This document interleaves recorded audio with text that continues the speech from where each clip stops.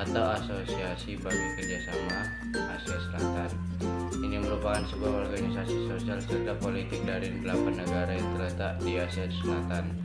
Kedelapan negara tersebut adalah India, Pakistan, Bangladesh, Sri Lanka, Nepal, Maladewa, Bhutan, dan negara terakhir yang menjadi anggota SAARC adalah Afghanistan. Yang kedua, latar belakang SAARC. Latar belakang SAARC tidak terlepas dari 8 Desember 1945 yang mana organisasi ini didirikan. Hal ini dimulai dari akhir tahun 1970-an di masa Presiden Bangladesh yang bernama Ziaur Rahman mengajukan sebuah blok perdagangan yang berdiri dari negara yang berkawasan di Asia Selatan. Kemudian ide tersebut kembali dibicarakan pada tahun 1981, tepatnya di bulan Mei. Seluruh komite bertemu di Kolombo untuk mengidentifikasi 5 bidang besar untuk kerjasama regional tersebut.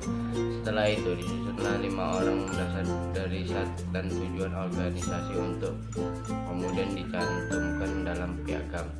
Yang ketiga, sejarah SAARC singkat. Jika dilihat dari tujuan yang telah tercantum dengan jelas pada piagam SAARC, maka bisa dilihat bahwa organisasi ini merupakan organisasi yang bergerak di bidang ekonomi, sosial, politik, dan budaya.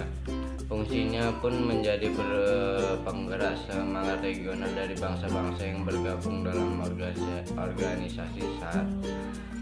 Sejarah sekretariat SAARC didirikan pertama kali pada 16 Januari 1987 yang berlokasi di Kathmandu. Sekretaris Jenderal adalah kepala dari SAARC. Sekjen dipilih oleh Dewan Menteri dan negara-negara yang tergabung dalam SAARC. Dalam menjalankan tugas dan pekerjaannya, kepala SAARC akan dibantu oleh staf profesional dan pegawai umum serta unit-unit fungsional yang terdapat di dalam organisasi SAARC. Tidak dipungkiri lagi bahwa negara-negara yang berlokasi di Asia Selatan memang rawan konflik dan perperangan.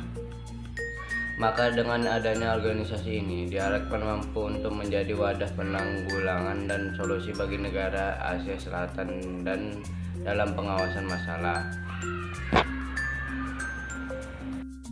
4. Tujuan SAARC. Sebagai organisasi yang penting di Asia Selatan, SAARC tentu memiliki tujuan-tujuan penting yang ingin diraih. Tujuan-tujuan tersebut kemudian dirangkum dalam sebuah piagam.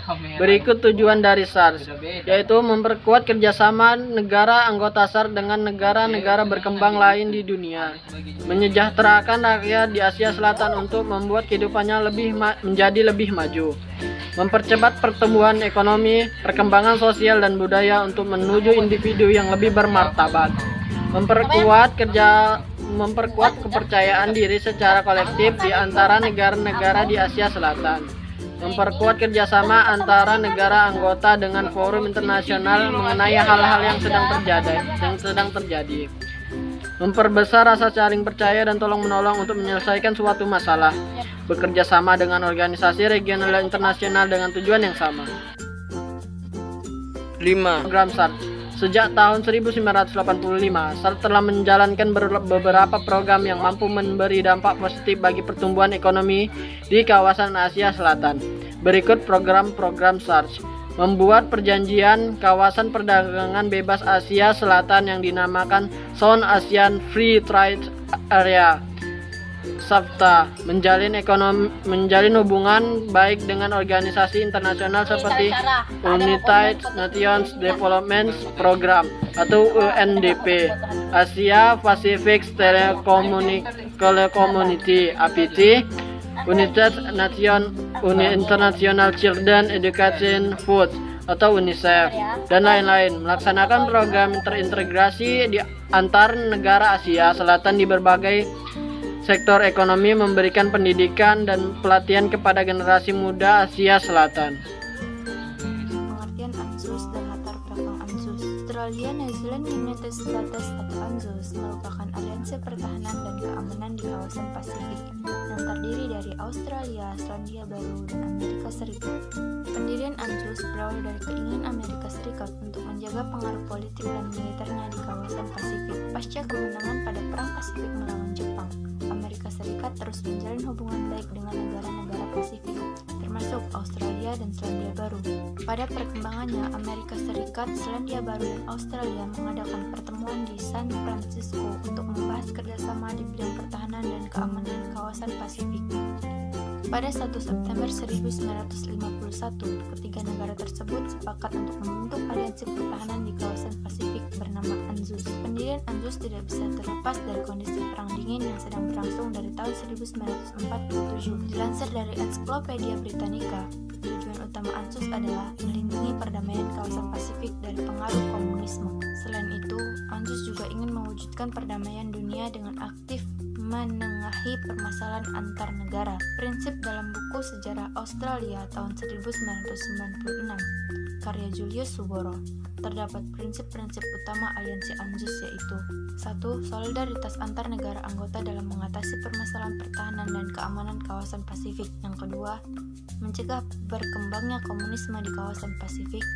Yang ketiga, menjalin kerjasama militeristik untuk mencegah adanya agresi negara lain di kawasan Pasifik. Yang keempat, melakukan koordinasi pertahanan kawasan Pasifik secara intensif. Yang kelima, saling menghargai urusan internal negara-negara anggota. Peran ANZUS berperan beberapa kali terlibat dalam upaya penyelesaian konflik internasional. Berikut peran ANZUS dalam konflik internasional. ANZUS mengirimkan bantuan senjata, kendaraan perang, dan pasukan khusus untuk menyelesaikan Perang Vietnam pada 1955 sampai 1975. Aktif membantu dalam menyelesaikan masalah Timur, membantu menyelesaikan masalah antar RRC dengan Taiwan. Perpecahan ANZUS pada tahun 1985, Selandia Baru keluar dari ANZUS karena tidak setuju dengan keputusan Amerika Serikat dan Australia untuk menggunakan nuklir sebagai alat pertahanan dan senjata.